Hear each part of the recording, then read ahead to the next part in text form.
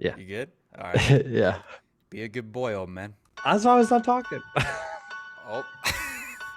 Blessed with a championship prosperity the likes of which we have never seen. Cursed by a past riddled with despair. This is Blursed.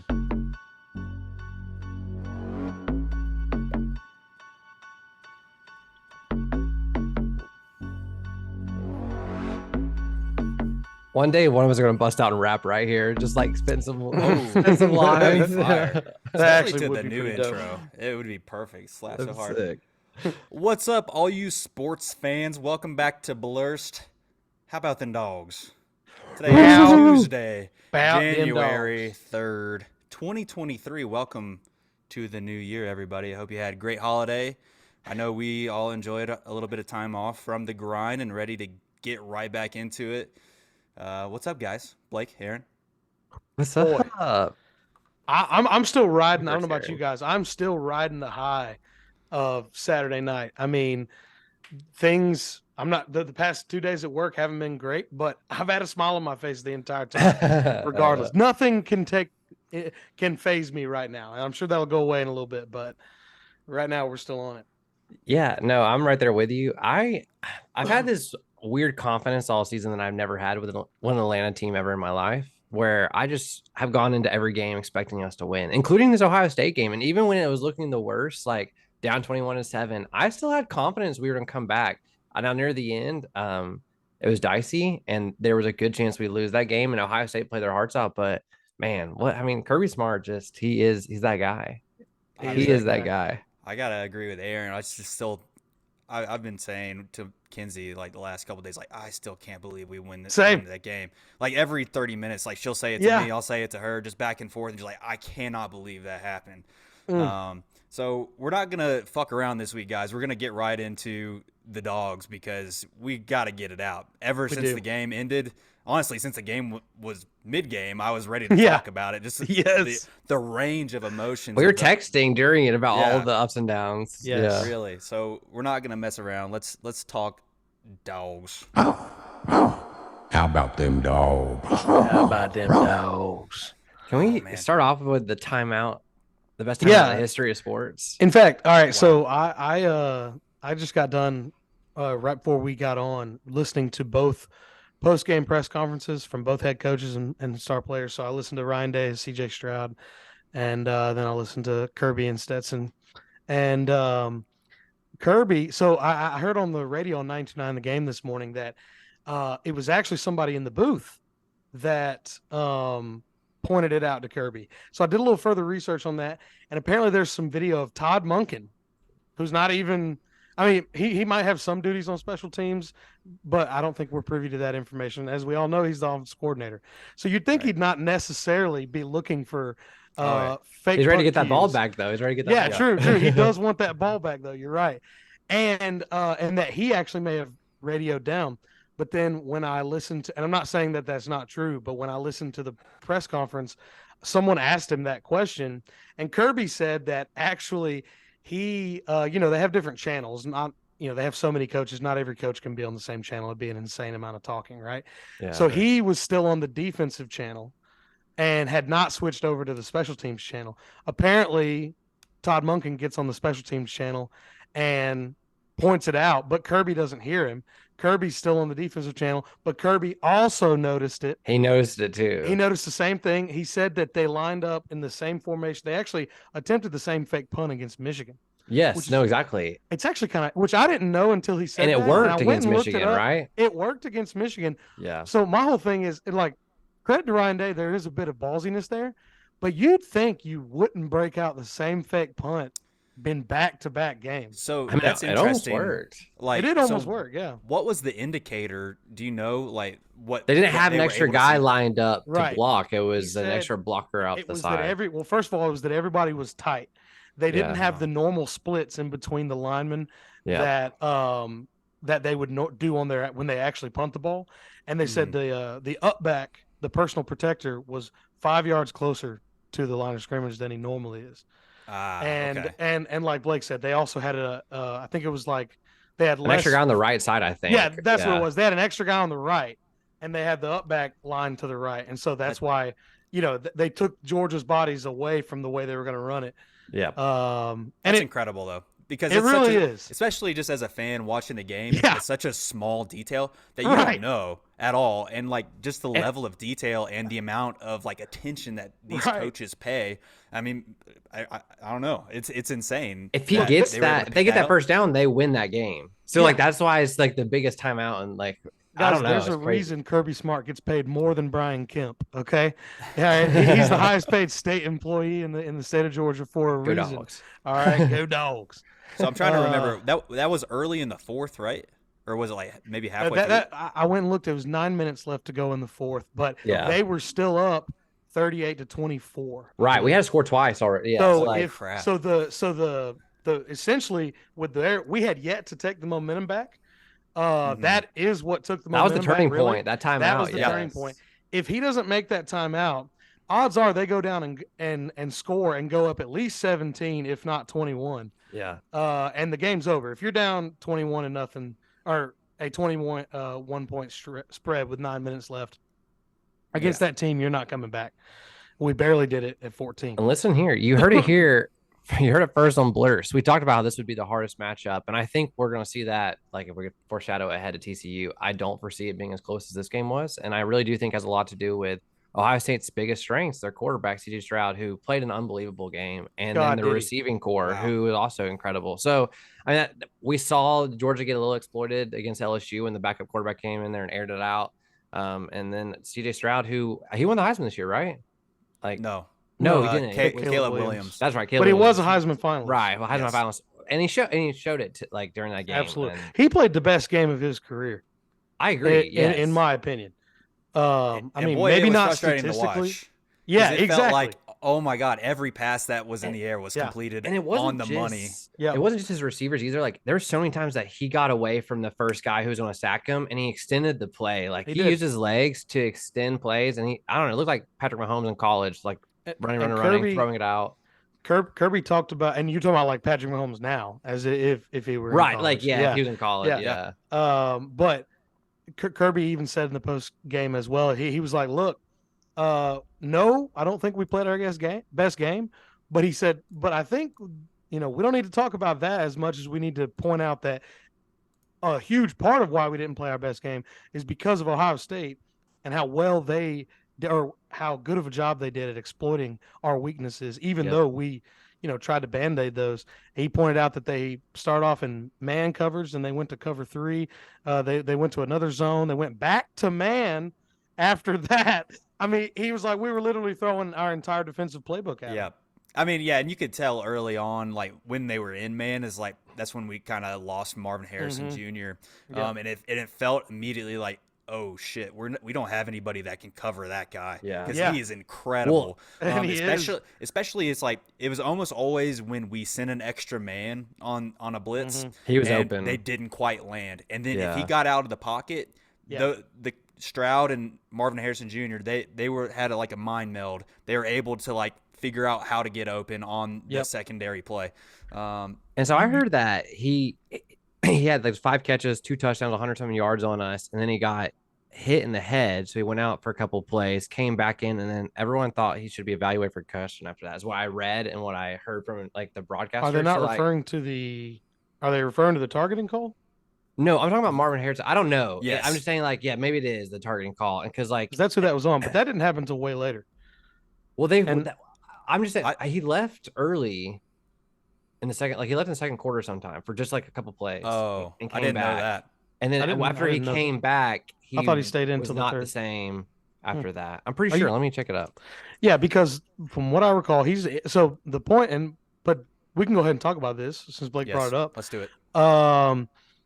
I went back and looked, and because I was tired of seeing the narrative of we won, they started breaking out the same narrative of last year's Jameson Williams game, where Alabama was rolling until he went out, and a lot of people tried to take the validity of the win away from Georgia, which they can never do. But still, to dispel that, I'd like to try. And they were trying to do the same thing here, saying, well, the game changed when Marvin Harrison Jr. came out. Not true. He had 5 catches for 106 yards and 2 touchdowns in the game. His 5th catch came with what was it? I think it was 10:56. Yeah, 10:56 in the second quarter, and then he didn't have another catch the rest of the game. But he didn't come out of the game from that. At least I'm not talking about maybe what you were talking about with a couple plays, but he left the game for the remainder of the game at the 35-second mark in the third quarter when they had that crazy scramble play that we were about to talk about. CJ lofts it up like I think he was throwing it away. Yeah. To be honest with you, if he wasn't, that's incredible. I don't think he was. I don't think he wasn't. He was throwing it away, and it just happened to land there. Marvin Harrison again made a great play, but credit to Javon Bullard. Saw that, laid the wood. Initially got called for targeting, got reversed luckily, and I believe that was the correct call. I do not think that was targeting. Let's dig into that further. So, it's been frustrating seeing the discourse online about how Ohio State got screwed over by a couple calls in the second half, and that decided the game, essentially. Right when that play happened, I think I put in the group me, I was like, that wasn't targeting, was it? Right, and there's a call in the early window game as well for TCU, the last play of the game. Yeah, and that I think was targeting. Yeah, and it seemed like I don't know.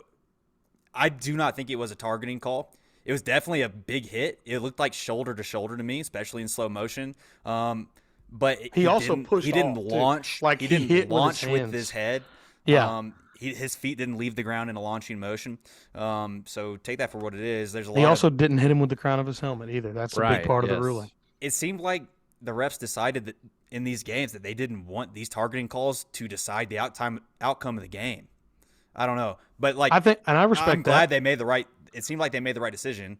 At least in the UGA game, it would have been pretty lame in the early window game too. The TCU Michigan game, because that was they Michigan fumbled the snap on the last play. It was like a weird lateral play that ended. They were able to get the center snapped it before JJ McCarthy was ready.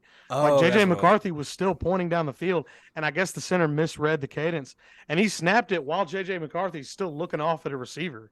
Yeah. And then an offensive lineman picked it up and lateraled it to a running back that threw it to the dude that got hit for the targeting call. And and so I don't know. Crazy it seemed like that was the right call there too. Like it was just a bizarre play. I think Tulane just had the same thing happen at the end of their game. Tulane guy caught the ball, Carl targeting on USC. They did win. Yeah, no, they did win. Oh, I see what you're saying. They actually called the targeting. Yeah, they did. So, but he caught the ball already.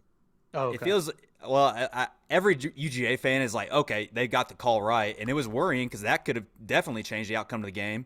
Yeah. And it would have been bizarre, especially if our guy had gotten thrown out too. Because that was a key. That wasn't some special teams player that was getting a little bit of playing time.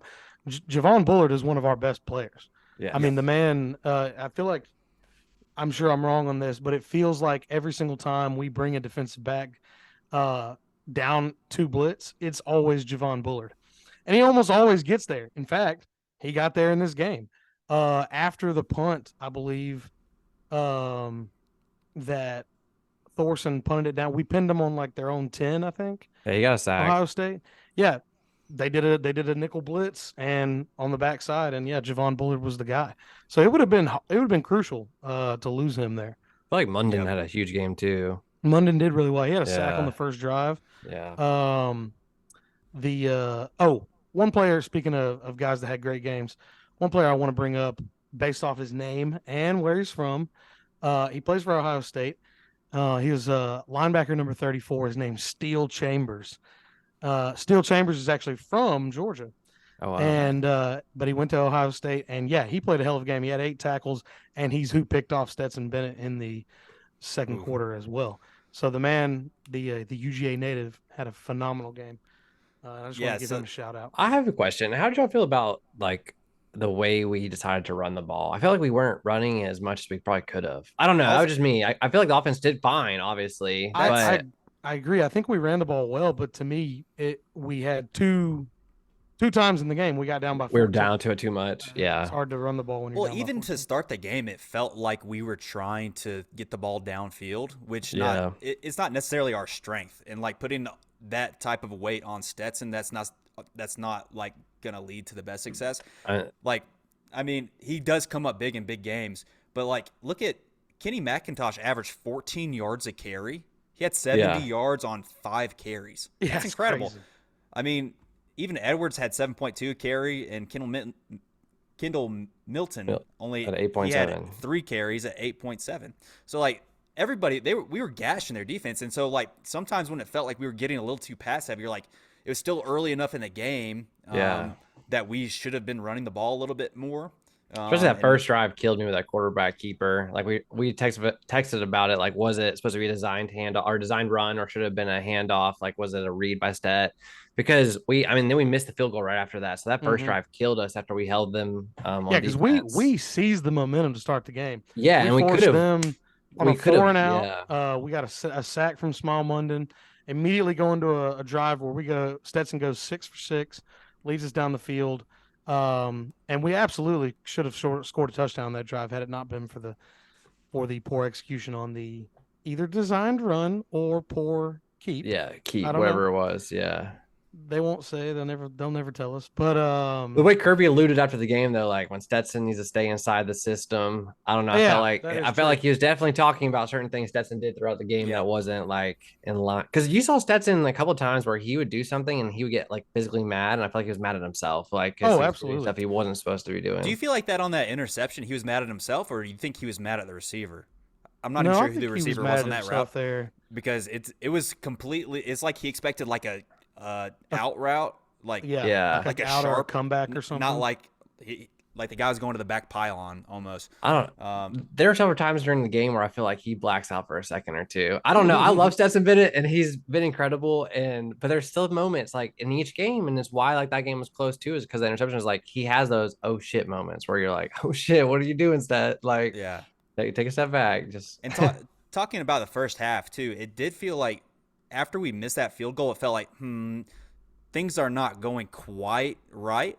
When was it? I think it was after Ohio State had scored already once, but they had another long play when Keely Ringo knocked the ball out. He punched the ball out from behind. And we had an opportunity to recover that. But it went out of bounds. And two of our defenders launched at it at the same time, knocked it out of bounds. They hit each other and knocked it out of bounds, That happened, and there was the miscommunication on the interception or just a bad throw. And and then we missed another field goal. It kind of felt like, ooh, this is kind of feeling like we're missing out on some of these opportunities, and it's going to haunt us.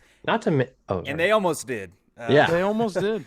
And not to mention, Ringo lost out on a ton of money this game. I feel like he had a drop in draft capital. He had a horrible game, and it was something that we kind of were worried about all season. He hadn't really shown that he's a lockdown corner.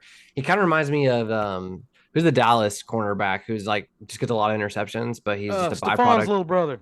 Yeah, Diggs. Trayvon. Like Trayvon literally gets a ton of picks, but he's not their best cornerback either. He's not a lockdown guy. He gives up a ton of corner. yards. Like Kelly Ringo's like that to me. Like he's a playmaker, but he makes mistakes. Like he does. He has a nose for the ball. He in crucial moments he can come up big. I mean, you got to think about no disrespect to him at all. Obviously, I don't think any of us he's still a first round talent. I mean, he's sealed, not single-handedly, but he sealed the national championship game. He had a crucial pick that sealed the game against Tennessee. He had a pick against a close game in Kentucky. I mean, the dude comes up big, but it's when he's in single coverage. Like that single coverage, I feel like he gets burned a lot of times. He does. And to Hayden's point just now, he did force a fumble in this game. I mean, he makes big plays. He's a playmaker for sure. He almost reminds me of like a safety cornerback hybrid because he kind of does a little bit of both. Like he has that ball hawking of a safety. He's got some size to him as well, but I think that affects his speed a little bit. So like the guys that can burn him a little bit, it feels like they do. And so in the scenario or like the specific occasions we're talking about, that it is when the blitz didn't land and he's kind of left out to dry to cover for longer amounts of time than is typical. For sure. And so, it felt like some of those blitzes started to land a bit more in the second half. sorry, Go I ahead. was just saying he'd be a really great pairing with AJ Terrell for the Falcons. Like AJ Terrell is so good against those speedster guys. Like if we had a more physical, bigger cornerback to pair with him, Keely Right. Ringo would be awesome. I don't know. We'll love to see him in Falcons uniform. One thing I think that that one reason why I think he struggles in coverage, and I saw someone point this out most recently in the LSU game. I think he loses. He's in good position. I think even our friend Sam, I know he and I went back and forth about whether Keely was a good cover corner or not. But to Sam's point, one thing that he mentioned was that that he actually does put himself in good position a lot of times. But I saw someone else point out the fact that it seems like he loses the ball in the air a lot. That he might actually be in good position, but then when he turns around to look for the ball, it's like he doesn't see it as quickly as other people. I don't know if it's a vision issue or what it might be, but there was a play in the LSU game where actually Jaden Daniels, it was a long out. Should have been interception, right? Yeah, he underthrew the ball. Keely was in perfect position, but he turned around and you could tell he didn't see the ball, and Keely actually kept running the direction that they were going and that you wouldn't do on an underthrow. Otherwise, it should have been a pick. So there is something slightly concerning there, I think. But maybe that's something that like these NFL scouts think that they can actively affect and improve. Right? Yeah. Because like if there's a guy that knows where to be on the field, has all the physical tools, they can work on like. And he has that playmaking and like getting his head turned around and like being able to identify where the ball is. Yeah, you're right. So maybe that's why the draft stock is high. The intangibles he has. Yeah. Yeah.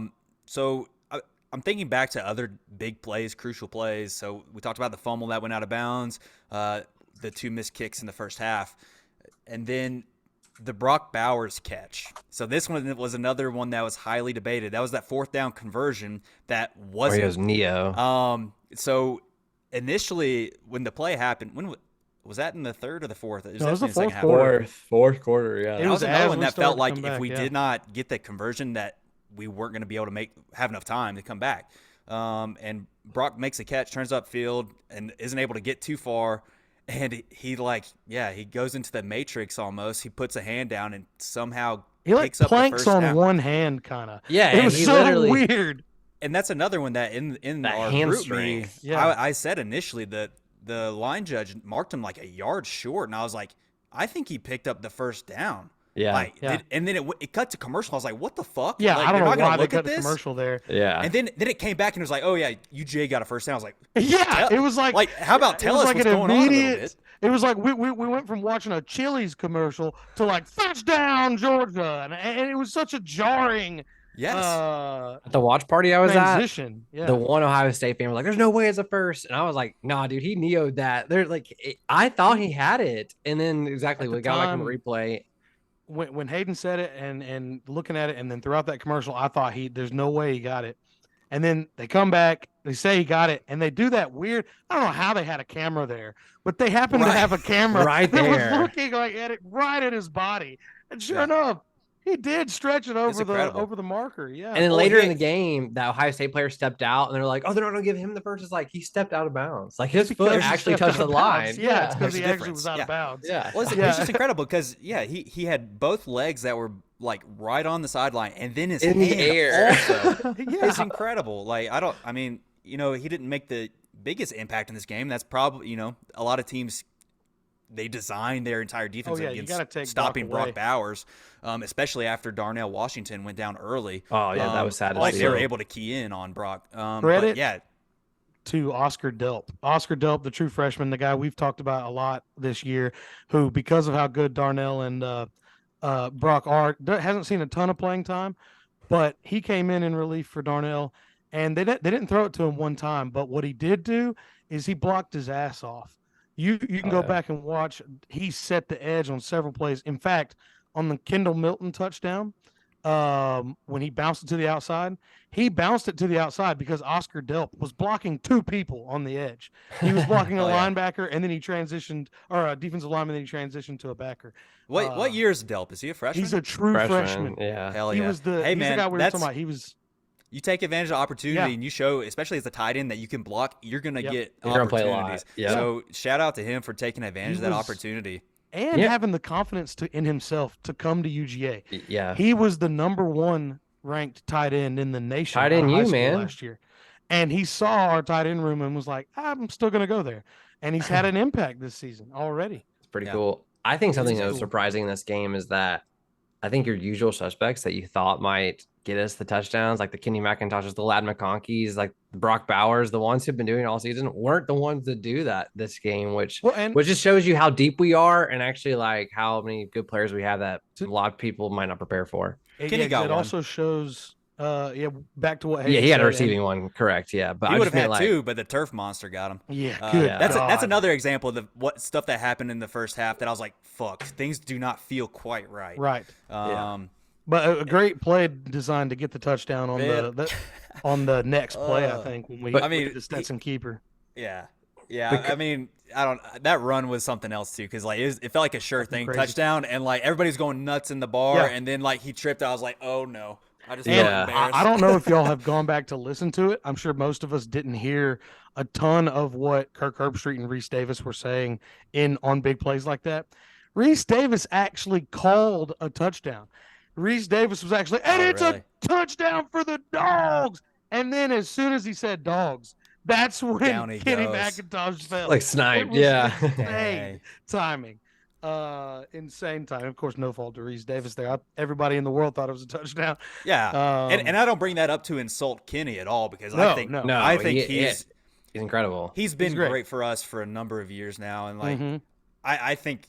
I mean, the opposite of Keeley may be, like we said earlier, I think his draft stock went up in this game. Every time he touched the ball, it felt like something good happened. Yes. To a point where I was getting frustrated in the fourth quarter when Edwards was getting some handoffs, and I was like, Kenny needs to be in right now. Because Kenny threatens both sides of the field, like the receiving and the rushing. Like he is that dual threat running back that NFL teams are looking for. I don't know if he's a 3-down back, but I definitely think in the NFL there's a spot for him. I think he is. I think he took over. Yeah, I mean, he's put on weight. He's proven over the course of the season, going through the SEC schedule without Kendall Milton most of the year, that he can handle the bulk of the load. It's just because it's UGA, he's not really getting that. Right. I mean, he can lay the thunder too, man. And I don't know, like, what was it that last drive? So UGA scores very quickly 2 times in the fourth quarter with that long pass to Arian Smith. And then on the following drive, we get the touchdown to that was Mitchell, right? To take the lead.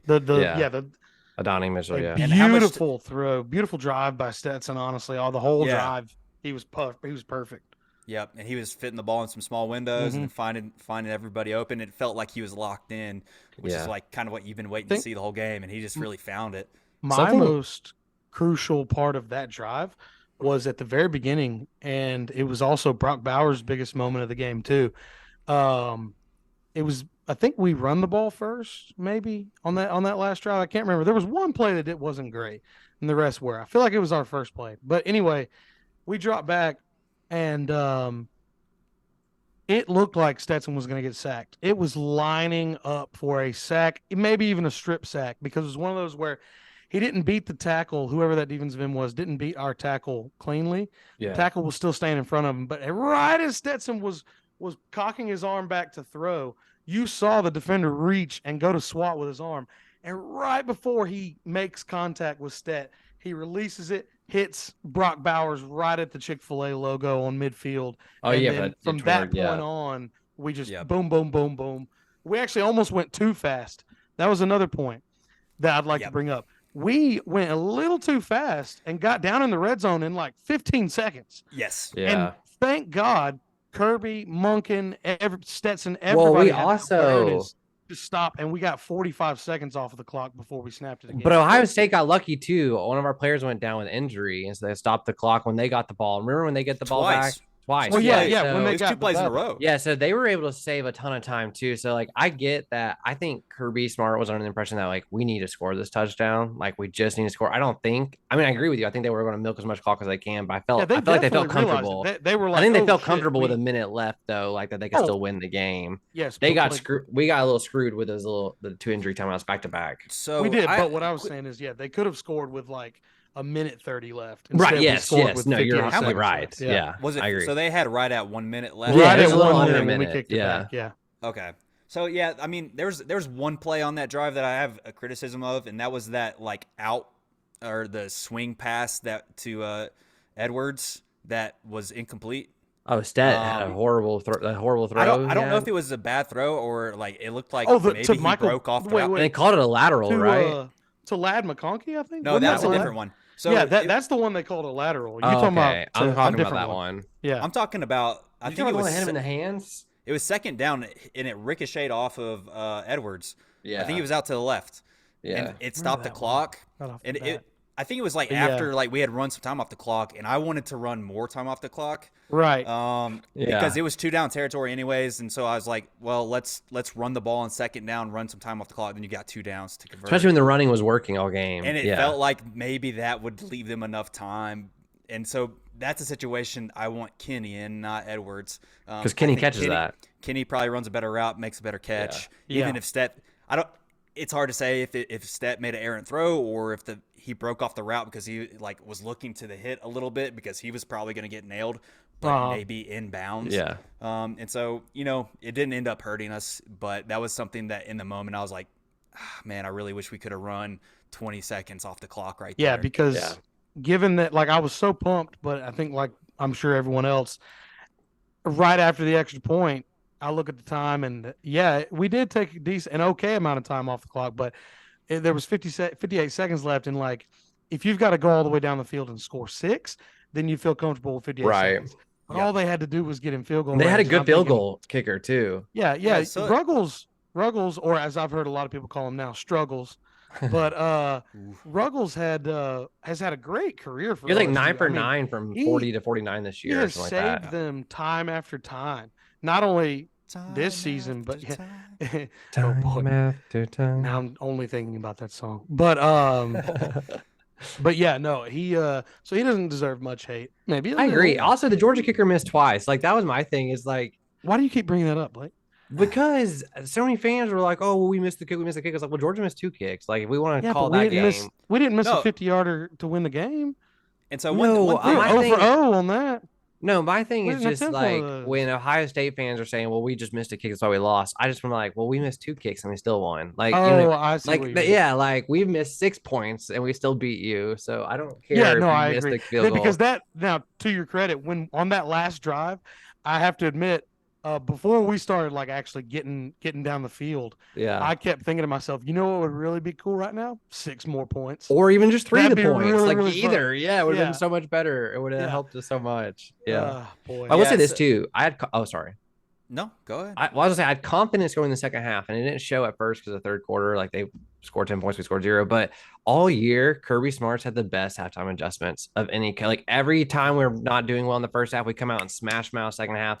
I was a little worried in the third, but I kept telling myself, look, last year in the national championship, we did not come back until the 4th. Like, this team can do it. Stetson showed he can do it before, and they did it. I don't know. That's crazy. Yeah, like, the excitement level you've been talking about, it just, thinking about it still, it brings it. It was a weird game because I saw a lot of people say that, and they were saying it humbly. They weren't necessarily saying, like, oh, Georgia should have lost, but they were saying things along the nature of, like, Ohio State outplayed us for 90% of the game, or Ohio State should have won, or Ohio State this and that. And I disagree. I think it was a tale of 2 halves, but the halves were split up. So, for instance, they dominated us in the first quarter. We dominated the second quarter. They dominated the third quarter. We dominated the fourth quarter. It was just about that simple, give or take a few minutes at the beginning or end of each quarter. The second quarter, we came back down from 14. The fourth quarter, we came back down from 14. And yeah, it felt like, honestly, like what happened to us when we lost Alabama a couple years ago, like that team, that the Alabama was the better team and they won the end of the game, but we felt like we were winning 9% of that game and Alabama stole it from us. Like both times we've lost to them in the championship, I kind of felt like that's how it was. And that's probably how Alabama felt last year when we came back and stole it from them. And same thing here. Like, it's felt like that for years with Alabama, dating back to like SEC championships of years past. Yes, and I think that's what happens with good teams, though. Good teams find ways to win games. Scott Van Pelt, I stayed up late and watched Scott Van Pelt's late show after the game, and so like it didn't come on till like 1 a.m. But he of course talked about both the playoff games. He gave a stat that was crazy. It was that prior to beating Alabama in the national championship game last year, I'm sure most of us, and this isn't the crazy part, but that we had lost the 7 straight prior meetings with Alabama before we beat them in the national championship. That makes sense. But what I didn't know, but goes right to what Hayden and Blake just said, which is that 4 of those 7 meetings, Georgia had the lead in the fourth quarter. I didn't know it was 4. I didn't know. It felt like it. I didn't know the actual stat was 4 out of 7. We were winning in the fourth. And even some of them that we weren't leading in the fourth, they were probably still one possession games. Like I'm thinking like back to like Aaron Murray in 2012 SEC championship. Well, we also had some years though, like Mark Rick's last year when Alabama came in and smacked the hell out of us, and Stanford. It was like in the rain. It was my sophomore year of college. Yeah, we got smoked, and then the game was over at halftime. Like that after Mark Rick got the can, like I would say since Kirby's been there, we've been competitive against them for sure. Yeah, there was one year, Stetson's the first year Stetson actually got significant playing time. Not last year, not the year before that. Well, no, yeah, the COVID year, right? 2 years ago, yeah, the COVID year. We go into Alabama. It was a top 5 matchup. I think we were like 2 and 3 or something like that. I mean, like ranked 2 and ranked 3, and that wouldn't be a top 5 matchup, by the way. But anyway, we're 0-5 on the year. We're winning at halftime.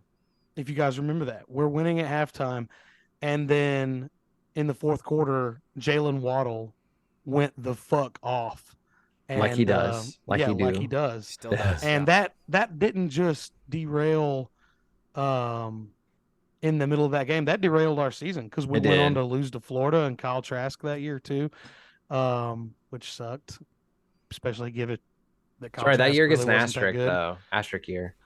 Yeah, I guess. Yeah. No, it does. You're right. Given the you give it to every other championship that year. Yeah. The Dodgers and Lakers championships, they certainly do get asterisks. But anyway. Yeah, so I don't know. It was just cool to see that stat and to see that we fully overcome it. And then one last thing I wanted to bring up was also something Kirk Herbstreit said to Scott Van Pelt when he interviewed him after the game. And Kirk said, for the last 15 years, anytime a team has a really good season, especially a team that isn't a perennial powerhouse, their fans always chant, "We want Bama. We want Bama." And Kirk said, I think that we're looking at probably having to change that to "We want Georgia." And that was honestly really cool to hear, especially someone like Kirk, who just called the game of his alma mater getting beat by Georgia. Yeah. And I mean, he's the face of college football. He really is, and he has been for a long time. And I love the way he called the game too. It wasn't biased at all, and like he just does a great job. He did a phenomenal job. He did a phenomenal job. Davis, I thought that neither one of them said anything dumb that you would want to make fun of, and neither one of them were biased, just like you said. They respect the game. I thought they did great. They're pros. They're pros for sure. Yeah. Something too to look ahead of, like what you're saying, Aaron, like that we want Georgia. If we go on to win next week, it'll be the first time that someone's won back-to-back championships since USC did it in 2003, 2004. So I looked that up. I thought Alabama did it. No, they hadn't. I looked it up. Yeah, so the last one was USC, were the last ones to do it. And I found that surprising. So Alabama has not won back-to-back under Saban. So Alabama tends to always win the year the Patriots won for years. I don't know if y'all remember that, but every time like Bill Belichick would go to Saban would win a national championship. Yeah.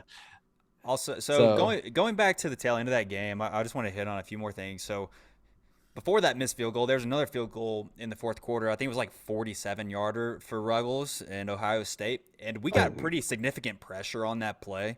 Yeah. So that's something to keep in mind, and that may have been in the back of his head when he's making that kick. There's what else? The big play on that drive that we gave up was the scramble to Stroud, and like there's. Dude, I was so mad. In retrospect, there's like some really bad holding on that play. Yes. That was pointed out online. And then the defense looked pretty good aside from that play. But they were moving the ball. They had moved the ball pretty far down the field, and it feels like they stopped. Like they ran the ball once, I think, or something like that. They got weird with the play calling there at the end. Yeah. And so that's Ryan Day has been under a little bit of criticism for how he handled that last drive, because as he should be. he got like right on the edge of field goal range, and it felt like they had enough time, and I think they may have had a timeout in their pocket still too. To try because to of get the injuries closer. from Georgia. Right. Yeah. But Stroud can't take that sack he took either. Like whatever play, the negative play he took, like I don't know. My thing for Ryan Day was he coached nearly a perfect game, and so I did do he want to take a negative play on the last I drive? thought he did. Like they Well, got that a was 3rd and 11. Was it a before. running play that got him back there? That No, blew up in the backfield. CJ Stroud ran. He had that scramble where he ran for like 30 yards in the field goal range. But then they were in 3rd and 11. I think they threw the ball 2 more times, and he just threw it out of bounds on that last one. Maybe Because it was one where, I think the one what you were thinking of was before that. The punt that got us the ball with 2 minutes left. He took a sack to create that punt, I believe. Hold up, I'm gonna look it up. Yeah. Pull field the goal, all whichever plays. it was. But yeah, it felt like the play call got a little bit too conservative, right on the cusp of field goal range, and like, you know, as Falcons fans, we've seen what that does in championship football games because For sure. you know everybody knows what I'm talking about. So I'm not gonna go into it further than that. But you get too conservative on the. You don't know there's one holding penalty away from you being out of field goal range. Yeah. There's absolutely. one sack from being outside of field goal range. So you got to give yourself a little bit of a buffer, and they didn't do that. And that feels like that's where there's a significant difference was the coaching. And I think Kirby was the better coach. It's better. Absolutely. I have never, and I don't know if we will see again a coach directly affect the outcome of the game like Kirby did with that timeout. It's with crazy. icing the kicker. That is basically like he's it's the most directly you can affect the game without being on the field. Yeah, And he knows that. I've I think a never lot seen of anything like that coaches before. don't. There's no understand that. telling incredible. how often that happens that you don't know because the play hasn't gotten off yet. Because sometimes the timeout happens before. But the fact that we could see them get the first down, but the timeout came out and got called back, like was icing on the cake. I was like, holy crap, what a great play! It was wild. And incredible. on 1st and 10 on the Ohio State 31, they rushed for -1 yards. Oh, so it was just a run, yeah. He has a run play. And then on 2nd, they no gain, 3rd, no gain, and then they missed the field goal on 4th. So they did have one negative play. It was only a 1 yard loss, though. Yeah. So maybe that scared them to, like, but that was after his long run. Yes, it was the play after the long run. Yeah. It was near the end. I just knew they had like 3rd and 11. No, you're right. Yeah. No, they did. I'm pretty sure, like, his Ruggles, like, his green zone, basically, where he's is successful is, like, 40 to 49 yards, and that he had like not missed a kick like that all year. Somewhere in there. But I don't. From what I understand, they have a different kicker that they had warming up for long field goal situations. Oh, really? I didn't know that. He hadn't taken a kick all year long, so I don't know. Like maybe he just doesn't have like a powerful leg. He's more of an accuracy guy. Right. And so like when you're on the cusp of that range, he was probably gearing up for something extra, and he's also all the way on the left hash too. Like he was on a good spot, right? So like the combination of like on his previous kick from 47 or whatever, we got good pressure. It's being on the edge of his range. He's got to try to get something extra on the kick. There's a lot of stuff going through his mind, letting him marinate on that and the situation. I'm sure the stadium's going nuts. And it had to be the most pressure in the world. Thank Christ that he shanked it, because I don't know if my heart could have taken seeing the ball go back and forth between good and bad. That was a cool thing that was so nice to expound on what you just said, Hayden, about how badly he missed it. It was so cool to not. I mean, I get it. It's what you just said, but it was so cool to not worry about it. As soon as toe met leather, we won the game. Yeah, we knew right there. And it was. You're looking at like this big of a window. It's like the ball needs to go up through this way, and it was like over here. Way over there. Yeah, you're like, yes. Did y'all listen to Scott Howard's call on the UGA radio broadcast? No. About the final kick? I heard it was so funny because he actually did have to go through that agony because they're calling it from the press box, which is on the side, right? So he couldn't see how far off it was. He could only tell the distance. Yeah. And so on the call, it was so funny listening to it back. Y'all should go listen to it, because on the call, he's like, all right, Ruggles steps up, the kick goes, and he missed it. So you're looking at the radio, you're like, what's happening? So, but like, if you watch it on TV, there was no about it. You fucking knew he missed it. So that's awesome. I just thought that was hilarious, and poor Scott for having to go through that. But grateful that we didn't have to go through the back and forth or have it bounce off the Oh God! If it crossbar had or something doinked like or that. hit the yes, My good wife God. actually got her phone out and was recording Mhm. us while I was going up. And she's like, I just thought something good was going to happen. And the reaction's so awesome because everyone jumping up and down, going Right. crazy. Dude. And No, that's awesome. and it happened right at New Year's. So Yeah, like all the that's Ohio another State thing. fans, Oh, It was man. magical. as it hit New Year's Eastern As Standard soon Time. as soon as as he kicked that ball, the clock struck midnight. Yeah, Which so it is was so wild. cool. That's so magical. Ohio State fans everywhere were like celebrating New Year's and getting all pissed, like dropping their phones, like what the? Because they thought they had it. They Yeah. assumed they won it, Tough, and tough way to It start was the a new year for magical. Ohio. It was a magical scene for me. You know, I live just like Blake. We both live down here in Atlanta, and I stepped outside. I literally had to catch my breath. I literally felt a little short of breath. I was like, "Damn it, am I gonna die?" And then and before the national championship game, so I walked outside and I sat down, and sure enough, there was just incessant fireworks going off, just yeah, explosion after explosion. I was like, I get it, it's New Year's, but man, this feels like this was also for the UGA game, and and it kind of it was such a though. cool, It magical made the moment. moment better for sure. Absolutely, I mean, incredible timing. And like, yeah, and I'll say, like, from Colorado, like, just the UGA community is awesome. And so I've told you guys I go to the same bar every Right. week to watch with other UGA fans in Northern Colorado. And you wouldn't think there's many. We find each other in these different areas. And, like, even if you're out traveling sometime in the fall in the future and you're in, like, a decently large city, try to figure out where people are watching a game because it's extremely fun. It's like more I've done fun, that in yeah. Chicago. I've watched a Florida game there, and I mean I've done it elsewhere as well. I've done it in Dallas too. It's fun, and like being around other people that like live and die on what happens with UJ football. It's unreal. It went Yeah. nuts.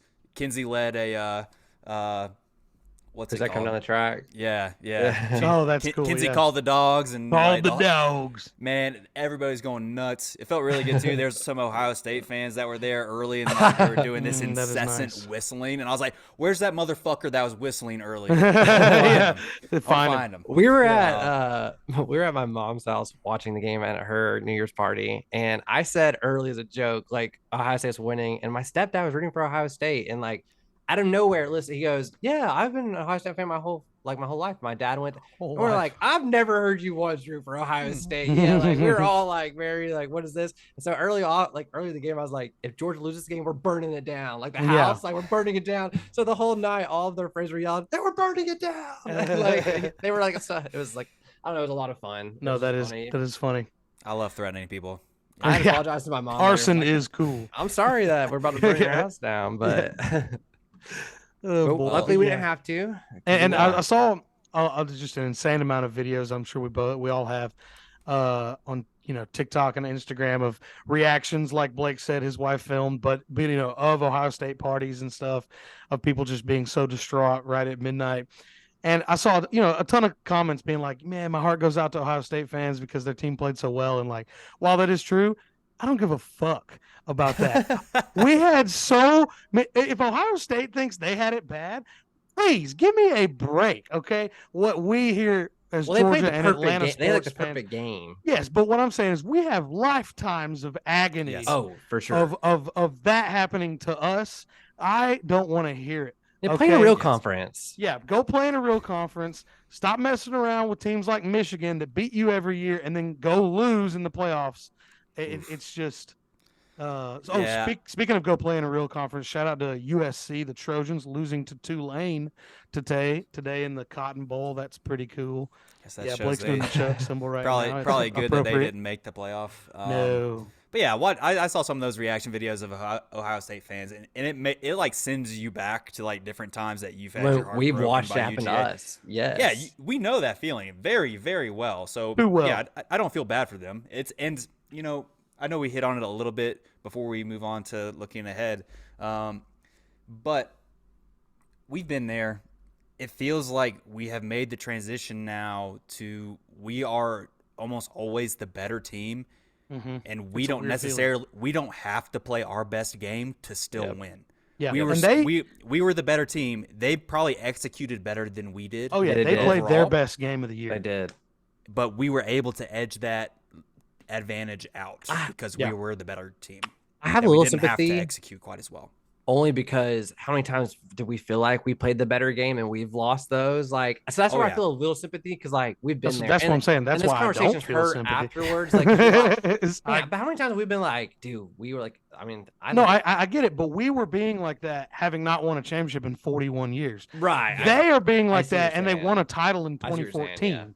Yeah. You know, so I always think it's hard to Falcons game when that happens. I'm just like, yeah. Trust me, we know loss. We understand. All right, we know defeat. We have the greatest defeat of any world championship ever. Aaron and I, like just in our existence, Aaron and I nearly went 30 years without a championship. Yeah, in any sport. So God, we've been there. So you guys want to talk about TCU a little bit and what's ahead? Yeah, so easy Georgia win. Yes. Okay, Blake, why are you like this? It's like it's a joke to you. Okay? This is real life. Listen, I think the line's at -13 right now. Take it. Get your free money. Yeah, you probably would have said that about the last game too, which would not have paid out. I don't know if I would have said take the Dawgs plus the. It was 6.5, so that did not hit. If you had Dawgs plus 6.5, let's take Dawgs -13. Now, based on what we've seen from the 2 playoff games, I definitely would take the over. It's set at 62.5 right now, so take that over 100% because it feels like that was always the case when it was like Alabama and Clemson. Mm-hmm. Like they always had high scoring games, even though Alabama like had an elite defense. Mm-hmm. But I don't know what happens in these games. It's like everybody's back is against the wall and they play amazing on offense. So that is definitely TCU's strength. They have like an excellent offense. Max Duggan, who was a Heisman finalist as well, right? Yeah. Oh yeah. Here's the thing that I want to say about TCU compared to Ohio State is TCU they don't win the game the same way that Ohio State does. Like Ohio State airs the ball out. That's our biggest weakness. Like Max Duggan's not as mobile as Stroud was. Like he's going to be a little easier to take down. I mean, he threw 2 interceptions against Michigan. I know they won the game. He had 15 carries for 57 yards. But that's the thing. I was going to say they do rely on that. Like he's a little bigger of a runner though than CJ Stroud is what I would say. Like he's a little bigger. He almost is like a Tim Tebow-esque, and I don't mean in the way they use him, but I just mean when he's running the ball. 100%. Like you said, and he also wears number 15. But they ran for 263 yards against Michigan, and I don't see them doing that against the Dogs. Looks like they have like star players, like for sure, like 3 star players: quarterback, wide receiver, running back. What is it? Amari DeMercado. He had 17 carries for 150. That's awesome. Quentin, or was it? There's a Williams, I think, or something like that. Or what's that guy's name? Quentin Johnston. Quentin Johnson. That's it. I was thinking he was 6 for 163 and a touchdown. Also, don't forget he's like highly rated in the draft boards right now as well. Don't forget either. They had 2 pick sixes in this game. They had 2. Yeah, like against Michigan. Like they also played one of their best games too, like in order to beat Michigan. I'm not saying that they can't beat Georgia because it's college football and anything at the end of the day can happen.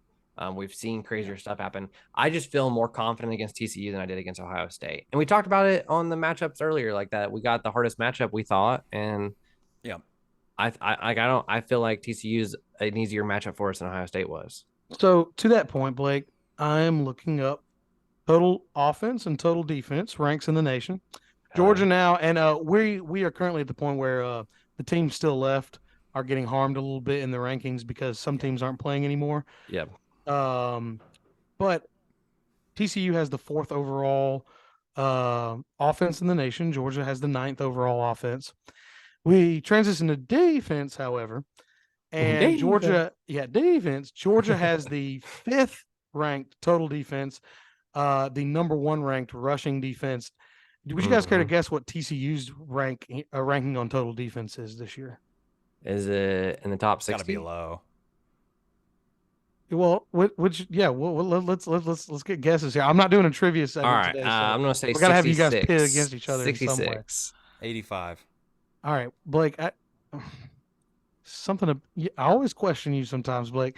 They're the 65th ranked defense in the nation. Did you look that up? No, I didn't. I swear. I had their schedule up. Like I'm looking at their schedule, but yeah, they're the 65th ranked defense in the nation.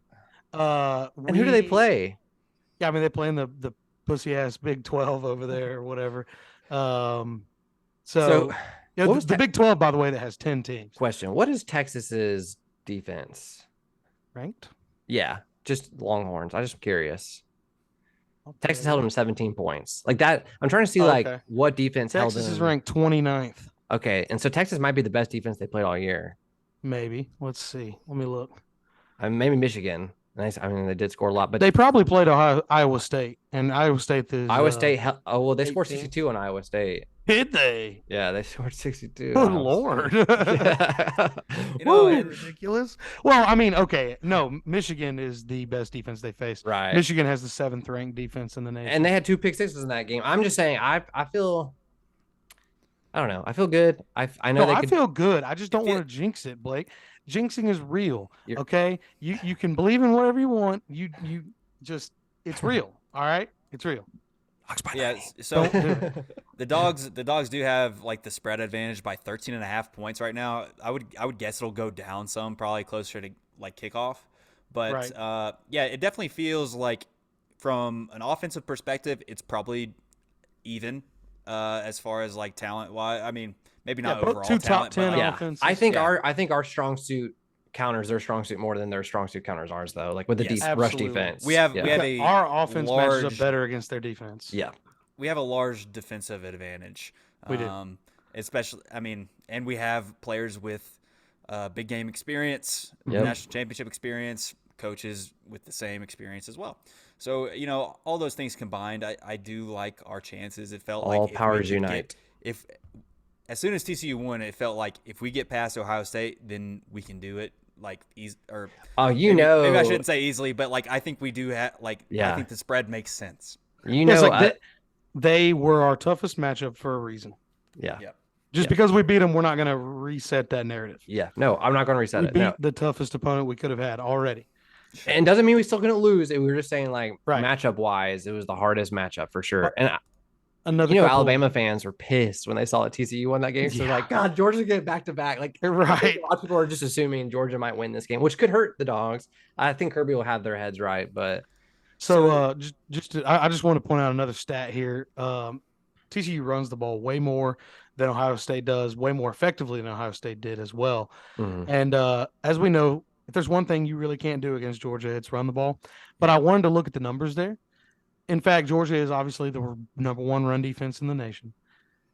80 yards per game. Across all 14 games that we've played, they still only average 80 yards given up in total run or in rushing. That's crazy. Yeah. So speaking to that, I think the game will hinge on who wins the battle in the run game. That's something like I hope we lean on that earlier in the game. Yes, please. Hopefully we're playing with a lead this time, and I think that will dictate how the game goes. Yeah, that's a great point. If we take a lead with utilizing the run game, take an early lead, forcing them to pass the ball, and we know what's going to happen, like that takes some of their flexibility with their run game, and that plays into our strengths. Yep. We're not forcing the pass the whole game. I also think exactly what you just said. The formula for Georgia has been over the past 2 years very simple. For teams that like to run the ball, good luck. For teams that like to throw the ball, you're going to have to try and run the ball at least. And Georgia's going to take that away completely, making you even more one-dimensional than you already are, which leads to step 2, get pressure on the quarterback. Whether that pressure leads to a sack or leads to an interception or just an incompletion, that's what Georgia does. Yeah. So I think where C.J. Stroud and Ohio State succeeded so well, given that being Georgia's formula, was they're the best team we've played at throwing the ball down the field in our 2-year run here. And they were able to exploit C.J. Stroud running out of the pocket because of how good that receiving core is. We could not afford to keep a man as a spy for the quarterback run. He had to be in coverage. We either blitzed and everyone else was in coverage, or that was really the only option. And so you saw how he was able to get out of the pocket. I don't think Duggan can do that as well. He's a bigger, more physical runner, but guess what? He's going up against some athletes that he hasn't ever seen on a football field before. There's another interesting stat they brought up in the broadcast that was like, I think Stroud had only been sacked 8 times on the season or something wild like that.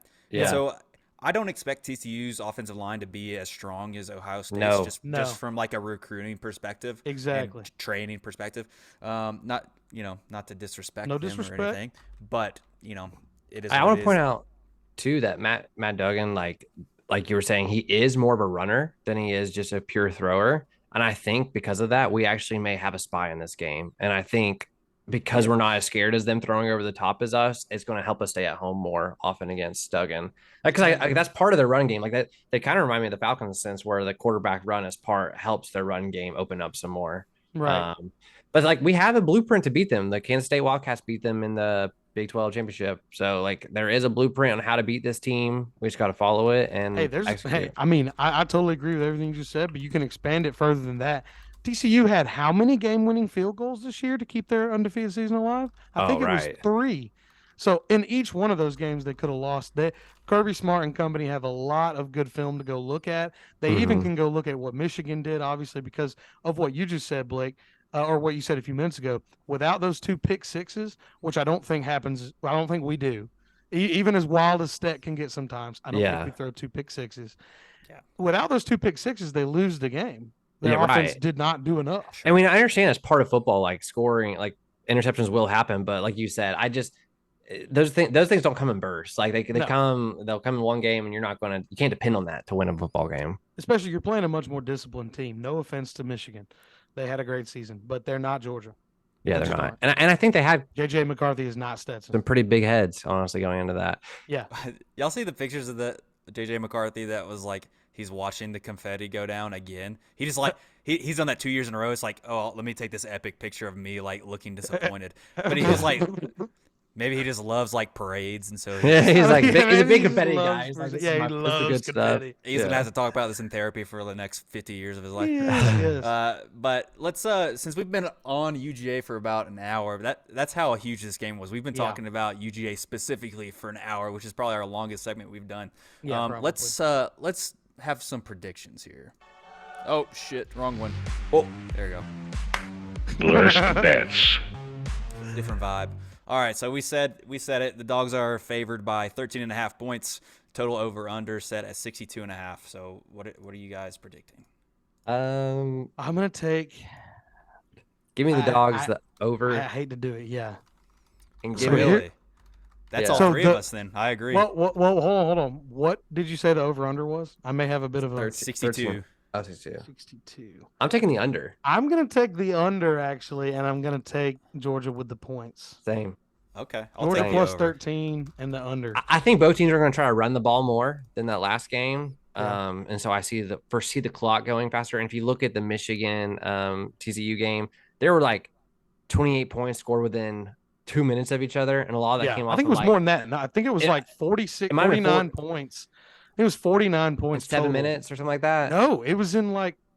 It was. I think it was the same time. It was like 2 minutes. 2 to 4 minutes. Something. And I like don't that. see that happening against UGA only because we're not giving up the big plays back to back like that, and I don't see us throwing the back to back picks or not back to back picks, but more pick sixes and stuff like that. I think the stat was, and our friend Chase called it exactly in our group meet. I don't know if his a beautiful mind calculated it or if he just guessed and got it right, but I think they said that there was an average of 4 plays in between each touchdown in the fourth quarter. That's nuts. Wow. That's nuts. So I could see like a 42-21. That give me the under? 60. It was 66, you said? Yeah, 62.5 is the over. Oh, 62.5? 62.5, 42, 20. Oh, that would be over. That would be the over. Yeah, so 35-21. I could see that as a victory. 38-21. I'm going to go 42-14. Holy shit. Yeah. Beat my man. Out of him. Look, I'm not saying, I'm just saying like that. Again, this is from an analytical perspective. This is not what I'm predicting. It's from an analytical perspective. So, and I'm not talking to you guys here. I'm talking to the etheric gods that control karma. I want them to know my intentions. I'm taking the Dogs in the over. The over is because I see it being more like 42-28 with them getting like a late touchdown. That doesn't mean anything. So hopefully we get a little bit of cushion in this game to give us I don't know, an opportunity to celebrate or like to not have to take the game so hard because Jesus Christ, we did that this past weekend and my voice was gone. Mm-hmm. So we hit you with those predictions because we'll release the next episode probably next Wednesday. So we'll record the day after the national championship, so we can have another hour-long segment. Yes. On UGA. Hopefully, positive. Unless things go poorly, then we'll still talk for a while if it goes poorly. But I don't know if I'll be able to. But yeah, vibe, probably. I know we're probably about to move to the Falcons, but I do want to create and do the first installment of a little segment I like to call "What the hell are you talking about?" And that is, did you guys see what Josh Heupel said after Tennessee's win in the Orange Bowl over Clemson? No. He said that, and I do like Josh Heupel. I like what he's done with that. I love his offense. I like what he's done with that program. But this was dumb. He said that this season they beat 3 of the 4 most recent national champions. What the fuck does that even mean? What are you talking about? First of all, you the only reason you played 4 of the past 4 national championships because you play in the SEC. Because 3 of them were in the SEC. All right, and you play them every year. Okay. Again, you lost to Georgia. So the most recent one, the one that, of whatever weird point you're trying to make, the only team that would even come close to being a part of that point, you lost to. And you got tossed by the South Carolina Gamecocks. Yeah, and it's also just an absurd thing to say because it's like, no, I'm pretty sure the 2022 Alabama Crimson Tide did not win the 2018 national championship or whatever. You know what I mean? Like this year, you didn't play the 2018 Crimson Tide. Yes. Yeah. And there's so much turnover in college athletics. Yeah. Too, exactly. Because people graduate. They have a limited time span. And even though there's like a little bit of carryover now because of the COVID year or whatever. But yeah. Also, Clemson's garbage. Yeah. Clemson's garbage this year, too. Yeah. That's another thing. Clemson is just straight ass. All right. So I'd like to add on the fly here an additional what the hell are you talking about? Because Dabo Sweeney had one himself. Yeah, Dabo was asked after they lost to Tennessee a very legitimate question, which was, are you guys done, but like, are you guys on the back half, or like what you guys had going on with Deshaun and all that, and the meeting Alabama in the national championship for like 3 straight years or whatever it was. And Trevor Lawrence. Yeah, and Trevor Lawrence, thank you. Is that over, basically? Yeah. And Dabo, I already don't like him for various reasons that we don't have to get into all the reasons. But he acted like that was the stupidest question in the world. He smirked, he chuckled, he looked around at the players like, can you believe he just fucking asked me that? And like, yeah, Dabo, that's a legitimate question, buddy. And the answer is yes, you are done. You're done. Yeah, man. Okay. That doesn't even, I thought you were going to bring up the other thing you said, the NIL thing. Oh, so well, yeah. Dabo is extremely outspoken about players getting paid, which is lame as fuck because he's really making a ton of money on the back of these players. But it at least tracks. What did he say? It tracks with other things he said. Something very religious. It was. He was talking about like the NIL deal, and he's talking about like the God's plan, or like I don't remember the exact words. We built this program. We built this program on NIL, probably different from what you're thinking, though. We built it on God's name, image and likeness. I didn't hear that. Right. Yeah. Oh, God. He said a lot of dumb things about NIL, but that one. Also, it's all-time bad look coming from him too. After like Deshaun Watson and everything that's gone through the last couple of years, like he came to your program. Not saying that he was like that at their program, but I'm just saying. Well, I will say he didn't like develop that out of nowhere. It feels political. That's not something that just. It is political. It's to keep his job. It's like hiding behind religion to like not have to like compete on why you don't pay your players as much. Right. Exactly, because I'm so glad you said that, because I don't want anyone to take what Hayden said as like anything against people that might believe anything like that. No. What it is exactly what Hayden just said, which is hiding behind something that has nothing to do with what you were being asked. Yeah. Not one thing. No. You completely deflected. It was a politician answer. Yeah. So he might be able to run for Senate. You know, it's crazy. A lot of people. Tommy Tuberville in South he'll Carolina. be in the Senate in 5 years. He might though. A lot of people thought he's gonna take over Saban's seat, but I don't think that's his route any longer. Like I don't like he's blowing that. Yeah. Yeah. No way. Alabama though, they need to really be looking around, because Kirby's not going there when they. It's going to be. It's got to be Ole Miss coach Lane Kiffin, right? Yeah, I can see them if Lane continues to have success, but this year did not pan out the way you thought it would when they started the way they did. Right, true. If it started Lane really well. So like it has to be like we're within 3 years of Saban retiring, right?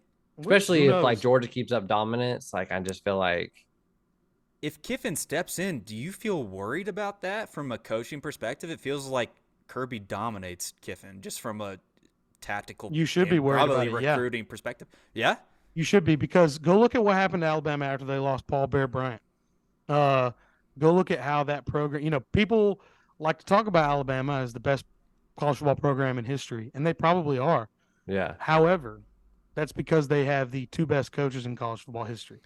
Oh, I meant like as like Alabama should we as our Georgia opponents, fans be worried about Lane Oh, Kiffin? my bad. I thought you meant should Alabama be worried. I think Lane's about a great carrying on. Yeah. I guess that's the opposite angle, but yeah, we be worried? Should we as UGA fans be worried about Lane Kiffin taking over the program? I think Lane's a better Absolutely hire than some other people. Like I guess my point is the only reason I brought up the past was just because of the A on the helmet does not mean they're going to do what Saban did in his time, which is I think what a lot of people might think. What happened next? Yeah. Yeah. Whoever's right after Saban Saban has keep it up. Too big of shoes to fill. Way too big. Yeah, it's going to not be good. And maybe Lane Kiffin doesn't take the job for that reason. But yeah, so there's a reason that Alabama went through like 5 head coaches between Bear Bryant and Nick Saban, maybe even more than 5. It was a lot. And yeah, I sadly predict the exact same thing will happen. Yeah. I think when Saban retires, Alabama's going to go back to being like everybody else.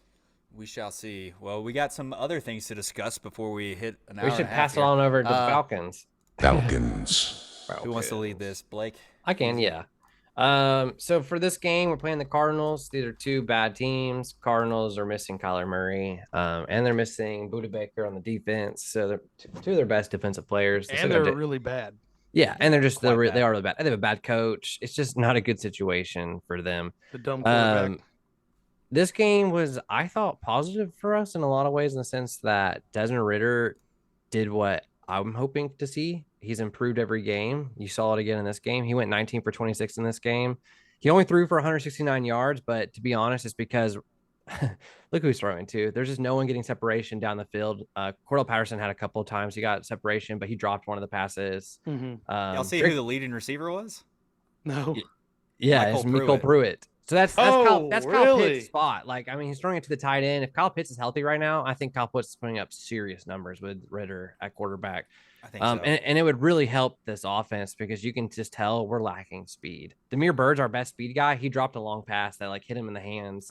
A really good throw by Ridder. Well, even CP too. Like, you know, I think because he's an older guy, has gotten a ton of carries early in the season. The last 2 years, we've seen him slow down. Yeah, his top end speed is just He doesn't have quick acceleration either, though. Like it takes him a while to get up to top end speed, so it's just hard. Like it seems more designed to him when it happens. So I would say from Desmond Ridder, like we saw improved decision making. He's making multiple reads, which is something we never saw Mariota do.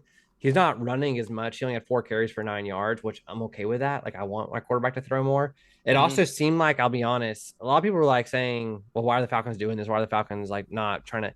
I think Art was trying to get Desmond Ridder to throw the ball more. There were times where we could have ran the ball, got some first downs, and we ended up punting because I think Art wanted to see Ridder handle the offense. He still had a phenomenal quarterback rating of 90.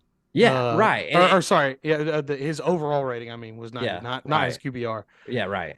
The knock is he didn't get a touchdown. CP dropped a touchdown. We also had there was a defense passing interference they did not call for some reason. That was near the end zone. That really made me upset. I feel like the last couple of games we've gotten some weird ref calls, but that's neither here nor there. I'm gonna say this: Tyler Algier looks like the truth. Like, let's stop talking about Bijan. We're keeping Algier's going to be the running back of the future. He can do everything. Like, what round did we take Tyler in? The 5th. Pretty good. This goes back to our argument of like why that's just absolutely ridiculous to spend any kind of capital. Absolutely. And so it does feel like it took him almost an entire season to get used to it. But he looks like he's primed to be like a top 10 running back in the league. Yes. Like just his explosiveness, his read, and the offensive line being like a predominantly rushing offense, like it feels like he next year look for him in fantasy. He's my biggest regret in fantasy right now. I traded him away trying to like compete this year, and if I would have held on to him, probably would have made like done better because he scored every playoff so far. Like he's put up 15, 20 points these playoff game for fantasy football. So no, to backtrack for a second back to Desmond Ridder, one thing I wanted to point out to Blake's point about how he looked, he had a lot better decision making, it seemed like. Yeah. On one of the plays, I believe it was when he got sacked by JJ Watt. He had the ball out away from his body, kind of like rookies do. Not that he was cocking back to throw. He was just kind of holding it a little loosely. JJ Watt gets to him, initiates the sack. And at first, you could almost see like he wanted to try and make a play, like try to do a Pat Mahomes and like toss it as he was falling down. Instead, in mid sack, he brought the ball in, he tucked it, he brought the ball in and he tucked it, and he and he just took the sack, and that's the intelligent thing to do there for a rookie quarterback. The first thing that comes to mind when you bring up that play is that Thursday night game that Mariota threw that ball. Yes, where his head was like touching the ground and he threw the ball. He was parallel to the turf. Yeah. He was completely horizontal. I think that shows growth and maturity, and then also you're saying his decision making looks good. He's decisive. He is decisive. Like, you can't be over aggressive, but you need to be decisive as a quarterback, and that's something that Mariota does not have.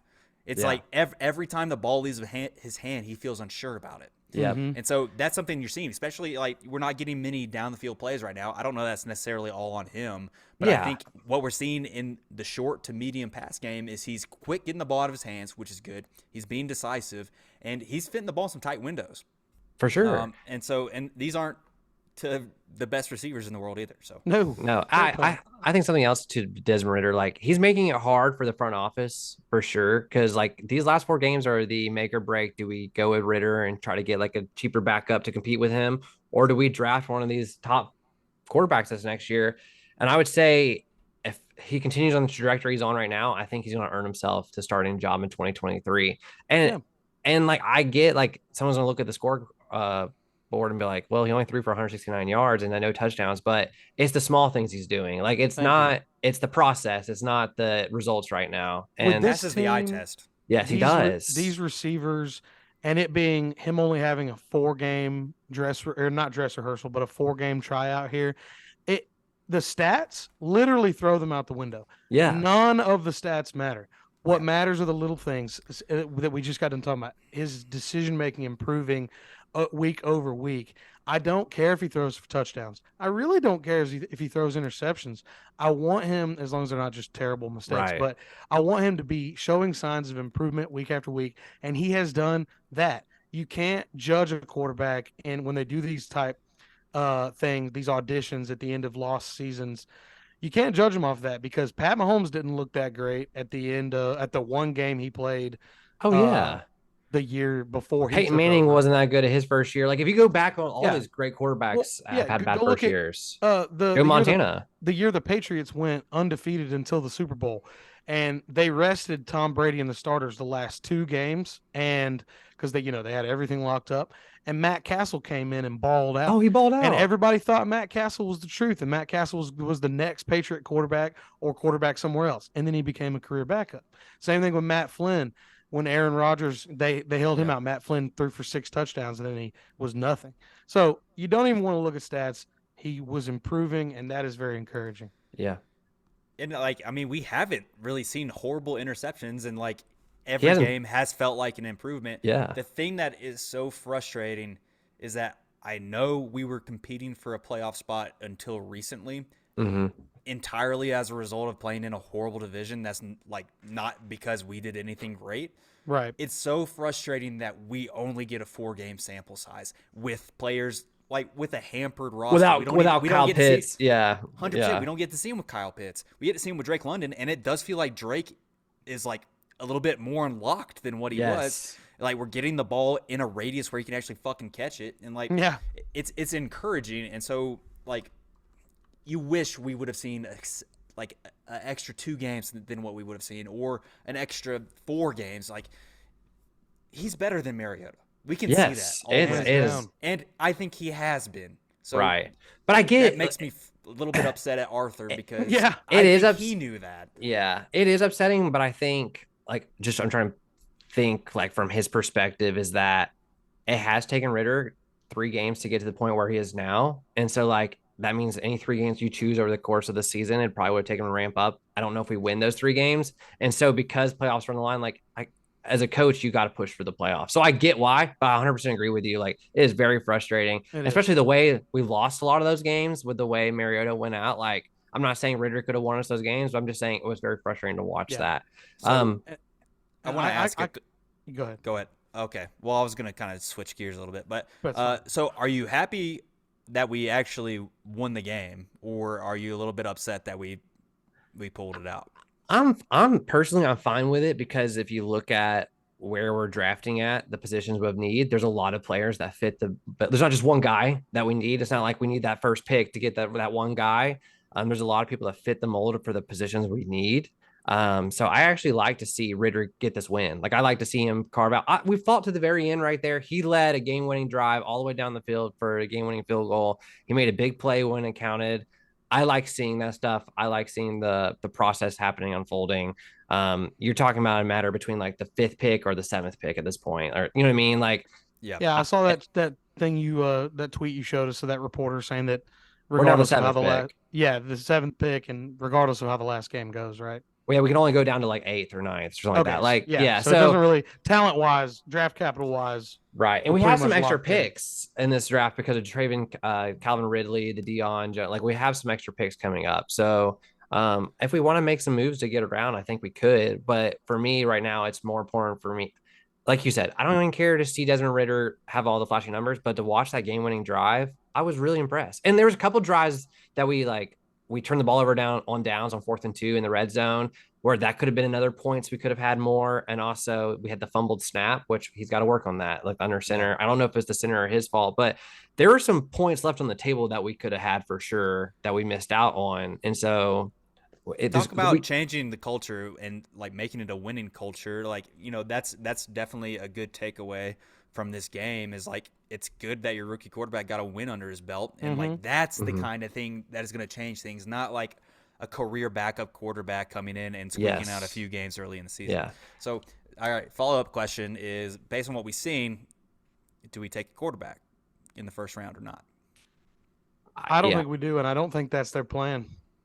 Yeah. Do you think we find a different later round quarterback? Yeah, I know. Actually, I think what they're probably going to do is, and this may have been the plan all along, or at least that's what their tentative plan was, and what they've seen from Ritter has made them lock it in.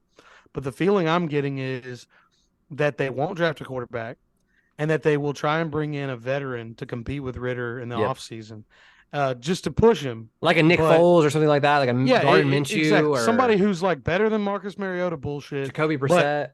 But and there's like a legitimate threat at taking the starting job, which is exactly what a quarterback like Desmond Ritter would need. Yep. I think that's what they're going to do, and I hope that's what they do because I think that I mean, you guys know me. I am not been a big fan of our past 2 first-round draft picks. We got to get it right in this 3rd year. Yeah, we've got to get somebody in the trenches or a defensive player at least. I'm right there with you. I think unless Ritter lays an egg in this last game against the Bucks, I think it's his job next year. And I think the smart move would be to do something exactly what you're saying. Someone who's serviceable, who could start if Ritter does not work. Because here's the thing, next year, like there's gonna be a lot of pressure on the Falcons to at least have a winning season next year. Like that's on. Yes. So Art, whether Ritter's the guy or not, Art will cut bait if he needs to win games next year. And that's why I think they will bring in a quarterback who could win some games. Right. But I mean, I'm the optimist of the group, but I was really encouraged on Sunday with this win, especially when you look at Ritter, Algier, and Drake London as a trio, and think about Kyle Pitts as the number 4 right there. Like,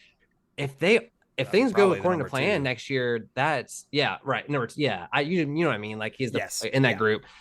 Like that's a great stable of weapons to build a team around. Like that's like the Bengals, where you have your Chase, Higgins, Mixon, and Burrow. Like that's what you're hoping for. And I saw after the game a lot of the Athletic wrote about this. Some other people, AJC were writing about this, like the fact that Ritter was our top quarterback in this last year's draft. He was our number 1 quarterback we had scouted, and that Art Smith said like we were surprised we got him there at 3. Like we didn't think he was going to be there. So like at the end we did get our guy, and they're hoping that he's going to develop into what he's coming. And I don't Yeah. know, like you see that leadership that came from college, like you see it on the field, like he's leading a team. He's not Zach Wilson. Let's say that. Like he's already better. I Yeah. think he's already better than Zach Wilson. Yes. Yeah. So, yeah. Zach He's got terrible. poise, and he's not, in lack of better terms, a little bitch. yeah. Zach Wilson is not to focus on him, but Zach Wilson is on the current career path of like Jamarcus Russell or Ryan Leaf. Ryan Leaf, yeah, like one of the biggest busts. He has sunk below career backup to projection, in my opinion, for out of the NFL in the next couple of years. Yeah. No, I think he's you're right. been that bad. So Blake, I really like what you said there for a couple different reasons. First, I'll say Art Smith, he has to go 500 next year. Yes. And so the approach of letting Ritter continue to grow and bringing in a qualified backup to compete, and like if there's injury to still compete, that'd be great. And I think that's awesome. And I know I've said it before, but hitting on a mid-round quarterback expedites the process of a rebuild. Saves you a ton of money too. Yeah, you save a ton of money hitting on a rookie quarterback that wasn't a first-round pick. There's not the same amount of pressure on Ritter as there is a guy like Zach Wilson. So like he's playing for his career essentially. Yeah. And so we're seeing him grow. If he works out next year and we're able to spend early draft capital on filling the holes that we have, and as Blake has said throughout the year and even in the preseason, we have a lot of money to spend this offseason. There's no projected reason like 82 million. We should have a much deeper team and be able to fill holes on our team with talent, with excellent NFL talent. Yeah, and I think one of the things that's been shocking to me is I thought this defense would start to shape up as the season went on, and I will say this: the secondary has shaped up, and the defensive line has played all right for the talent they have there and how young the guys are that are depending on. But the linebacking core has been the most disappointing aspect of the team. Troy Anderson, the rookie, has looked great. He's just a rookie trying to like fit into the NFL system. But Micah Walker, like, he's been disappointing. He's missed a lot of tackles. I don't know if he needs to hit a weight room or what, but he's missed a lot of open field tackles. Like, he's not even starting anymore. Troy Anderson started over him. Micah Walker had one tackle in this game, which is as much as Arnold Akebi, who's a rookie. So, and D'Angelo Malone had 3 tackles. So, I like all the young players we've gotten. I think next year in the draft, that first pick's got to be a D lineman, and I think we got to go linebacker early too, or go linebacker in the for free agency, because I don't know. I sent you all the numbers for the Ravens. The Ravens defense, since they got Roquan Smith, has went from like bottom half of the league to top 10 in the league. And I think the Falcons are a team like that, where you just get 1 or 2 more playmakers. I really do think it changes the defense around. Mean, just looking down the schedule, like not looking at any deep defensive stats or anything. The last time we've given up more than 3 touchdowns was the Panthers game. Yeah. On October 30th. We've played well. That was just 25. That's right? Unreal. Yeah. We gave 25 to the Panthers. We gave up 25 to the Panthers on the 10th, but we gave up 34 on October 30th. It's been since October. Yeah, no, our defense has kept us in every single game. Every single one. Yeah. Every single one of them. It's been our offense. Yeah. Yeah.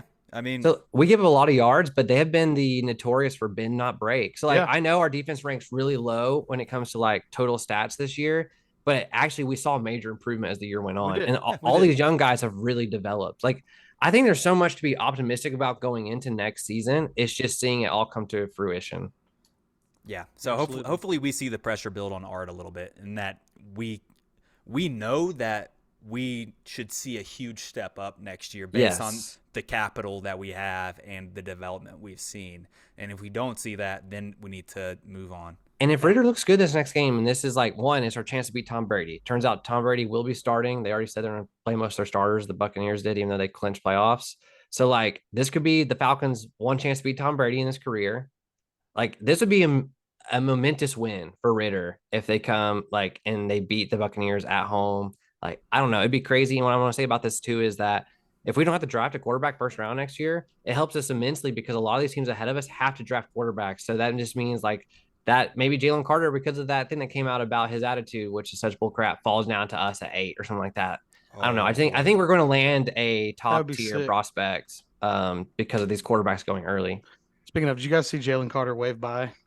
Yeah, it was awesome. By to him as there, and Kirby had to turn around and push his ass back to the sideline. We already had one sideline penalty on that play. I don't know if you guys noticed, but if you go look at if you go look at the box score on ESPN of how the plays went down, Georgia's last drive was one play for negative 16 yards because we rushed the because field, we had that penalty. Yeah. That's Hell funny. yeah. I don't know why. I was still feeling nervous at the end of that game. I was like, oh God, please don't let something bad happen, like a fumbled snap or I don't know. It's still not out of me all the way yet. Yeah. That, you just expect the worst kind of deal. But I don't know. It's starting to change. Hopefully that continues. But so should we pivot a little bit? We're pretty far into the episode. Let's just real quick hit on a few other Atlanta sports happenings. Maybe let's do Hawks first. Hawks. All right, so the Hawks right now, everything is awful. Light the building on fire. Literally, we are 17-19. We're 2 games below 500. This is the worst case scenario we talked about. This is what this is. This season. We were in third at one point. Travis Schlenk, which was shocker to the whole league. Whole league was shocked by this. He stepped down from his role. He's now in like a executive advisory, I think. Yeah, apparently there's like rumors coming out that he was against getting DJM, but Tony Rezar's son was really for it, and our current GM, apparently him and Trae Young were butting heads, but the team wants to stay with Trae Young, which obviously makes sense. Like, he's our best player right now. There's a lot of rumors going around saying Trae Young wants out. I don't find those to be true. I just think when the front office of a team's in turmoil like it is for the Hawks, you're going to get every bad rumor there is. Not only that, but you got to think subterfuge is real, okay? Especially in leagues that are star driven like the NBA. Yeah. Very easily could be a GM of another team talking to his media league. Oh yeah, just trying to like, hey, could you write a story about Trae Young wanting out of Atlanta, please? And like other GMs, I'm dead serious. No, you're right. You're right. Yeah, no, I agree. I 100% agree with what you're saying. And so it just, if you're a Hawks fan right now, I'm sorry. Like, I'm sorry right now. It's been tough. It's been really hard. We've had a lot of close losses too against and we've been missing our starting 5 rotation for the whole month of December. I think we only played 2 games with this whole starting 5. So injuries have been a problem, but I really do think we're at the point now in the season that Nate, I think, is past the point of no return, and that they might just let him go the whole season only because who are you going to know who on the roster takes over, like who on the coaching staff takes over this coaching responsibilities. I heard rumors and about the NBA is not like soccer where you hire a new manager like in the middle of the same year. You don't do that. You don't, and we don't want to fall into the same trap we did when Nate McMillan got the extension. Like, they don't want that to happen again, even though like some people are saying that we're scared to do it because of that. I'm like, honestly, like, if firing Nate got us into the playoffs, I don't think our team's going to do the same thing again where they go right into, like, I think they're going to wait and get the right guy. So as a Hawks fan, I'm not saying the season's over. I do think this team's still skilled enough and talented enough to make it to the playoffs. I've really enjoyed watching some of the player development, but it's obvious that we're not as deep as we were last year. And when injuries hit us, we're just not going to be able to compete in games that we could have last year. And man, I miss Kevin Huerter. God, I miss him. He's had a phenomenal season. Great year for the Kings so far. Yeah. So it looks like that pick, though, might come to fruition for us because the Kings have actually been good. They are in 6th place right now in the West, ahead of the Suns, Trailblazers, and the Warriors. That's so crazy. I don't know if they hold on to that, but they've actually been really good. So you're saying you don't think that Trae is actually going to be traded or anything, right? No, I don't. I think that'd be a huge mistake just because NBA is a superstar league. If you have one, you have to hold on to them as long as you can. I think there's an argument for if Trae wanted out, you have to, like, at that point, you do need to trade the guy because you don't want it just to derail the whole team. And I do think you could get a King's ransom for Trae Young. Like, he is a generational talent. He really is. Do I think he's Luka good? Maybe he's not Luka good, but where's Luka gotten with that so far? He was the first player in history to have a 60-20-20 game the other day. Right. But he also, LeBron was taking worse teams than that to the finals. I know. You're right. I just don't think he's as, like, I get that he was the better player between him and Trae Young, but I still think Trae can win just as much as Luka can. It feels unfair to compare the two. I know, like, they're different positions, different styles. Yeah, they play a completely different game. They would never be compared to otherwise. No. Yeah. I mean... Yeah, if it weren't for the trade, it would have nothing to do with it. And also that trade got us DJM, like, through it all, like the trade, because we got Cam Reddish and we traded Cam Reddish to get the pick, so we traded for DJM. So, like, I can't be mad about it. We have 2 all-stars on our team, and I'm never thought the Hawks would have that in like the last 10, 15 years. So Hey, we had 4 All-Stars on our team in 2016, Blake. we did, and we got swept by the Cavs that year. In the So Eastern Conference Finals. Why do people stop pointing out where that happened? People keep making it seem because like we were LeBron's little play toy for years. and As was the rest of the league, though. Yeah. I mean, True. besides the And Warriors. another thing, that was while it wasn't a gentleman's sweep, it was the closest sweep I've ever seen. 2 of those games. Two of went those games is overtime. overtime. Yeah, the first Yeah. two, right? All right. Yeah. Yeah, Exactly. yeah. No, I know. I mean, So- I'm a huge Hawks fan. I think I felt those pain as much as I feel the pain of this season. So, what else is there? John Collins may still be on the move. I'm not sure, but AJ Griffin's been the truth, and it shows Schlenk. He has. He's been great. I don't know what's going on with our front office, and I'm scared how it's all going to play out. But it really does bum me out that Schlenk's gone. It seems like it's going the way it goes in those movies where there's like one good person in the midst of like a bunch of bad people, and the bad people kick out the good person.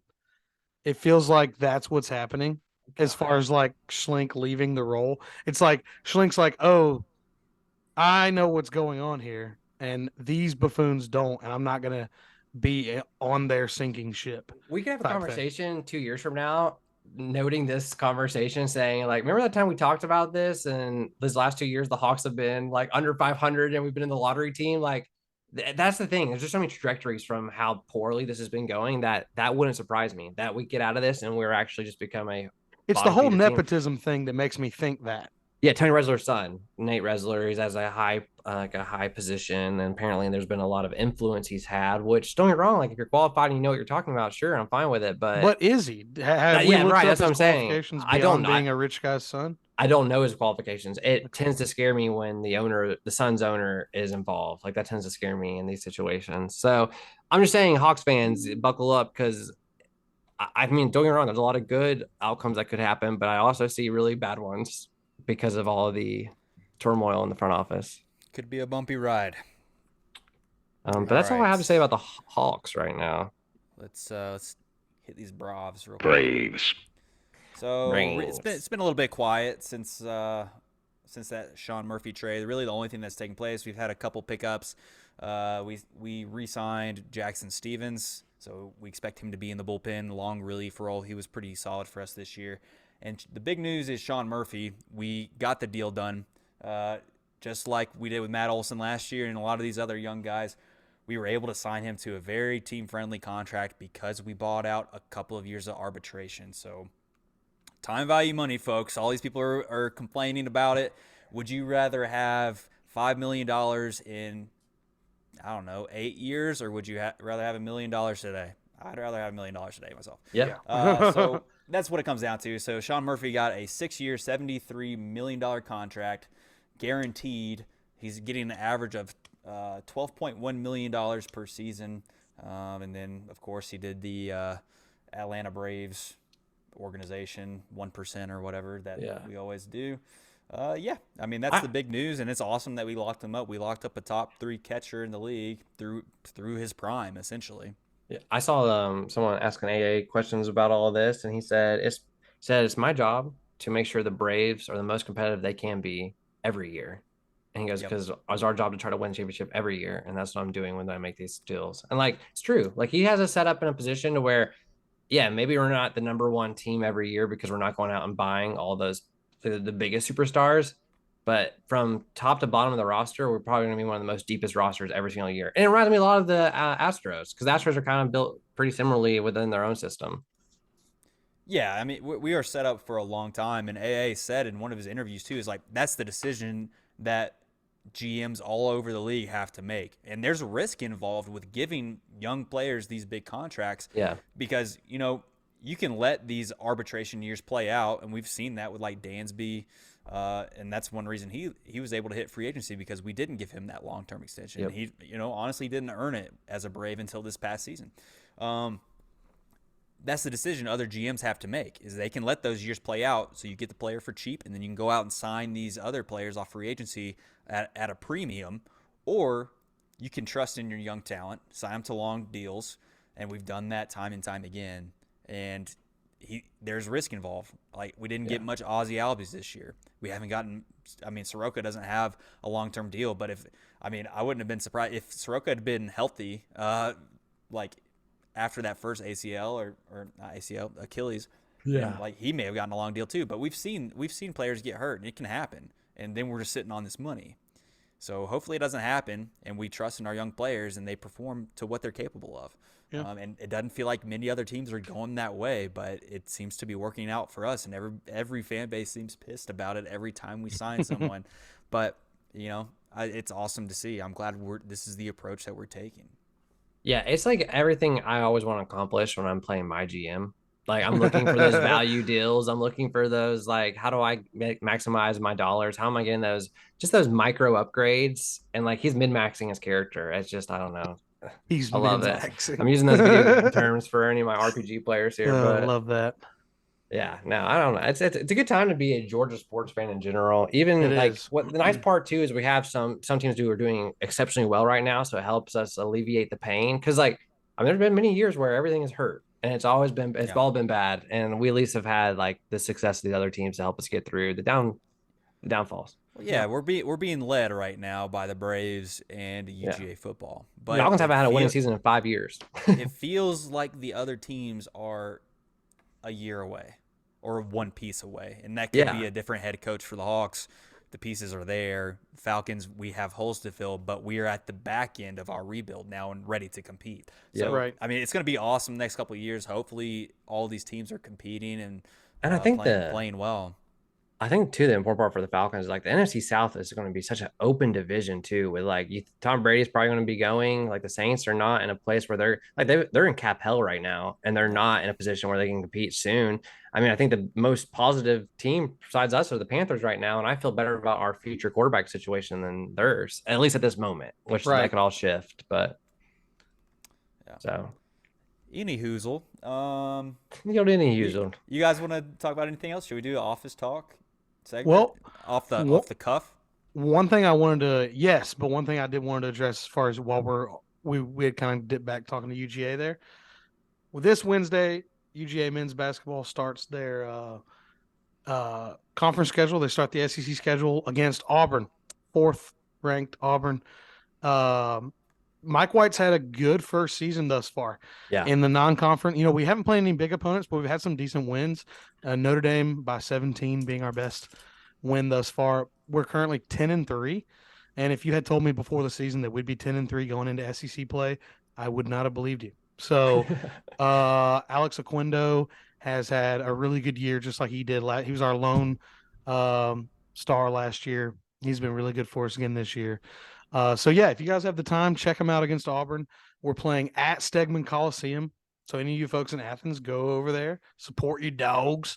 So I'm looking for us to actually maybe have a decent year. Yeah, no, it's been really exciting. I'm right there with you. I think Mike White, I'm so glad like the Florida success standards are so high that even him, when he got them into the dance, still gets they're going to move on from him. So thank you for. I'm perfectly okay with Florida's hubris. He's way better than what we had. Coach. Yeah. So I think also for the office talk this week, do we have a segue for that? A little office talk. Nice on the spot. We should get a clip of Michael Scott saying something. I don't know. Yes, that'd be awesome. Yeah. For me, I think my biggest thing is that timeout that Kirby Smart called. Like, that's what you should talk about, because it's that next layer of just sports knowledge, to be able to see a coach make a good call like that, and to see it happen live, and appreciate that, because that's that next level of sportsmanship. It's the next level of that's where coaching matters. It shows why coaching matters, why Kirby Smart makes the money he does. That's what you should talk about the office this week. Talk about that timeout. Talk about have you seen anything like it before? How often do you think something like that happens in games where you don't see it? It has to be rare. And the fact that you did see it there and it paid off, I think it's the coolest thing I've seen in sports in a while. I would just piggyback off that and say, if you get done talking about that and maybe someone transitions to talking about the Falcons and what you think about them, talk about how Desmond Ritter's been impressive, honestly. Talk about how, what we of course just said, but that it doesn't look like the Falcons are going to have to draft a quarterback. I mean, You may get some pushback too because yeah, I've read dumb comments on Twitter. So better get into fisticuffs. Okay? Yeah, but and no, you just I mean, and say the smart things like with the process, it's the decision making he's making, and be like, it's touchdowns don't all matter right now because it's the process, and it is the process with these rookie quarterbacks. The process, absolutely. Trust the process. Trust my office talk. If anybody's talking shit about the Braves not making offseason moves, like not signing one of these big name shortstops, tell them we didn't have to. Yeah, guys, all these moves have taken place. We're still in the top 5 in power rankings, and we're not going anywhere. That's because of the culture that we've built up. That's who the Braves are, and doing the job that he's done, locking up our talent. We don't have to sign these players. We can wait to see if Vaughn Grissom pays off. We can wait to see if we can afford that. Yeah, we can. Rosario, if and Rosario because or Ozuna pays off in left field and DH, we can make additions at the deadline on short-term deals. We don't have to dish out a lot of money.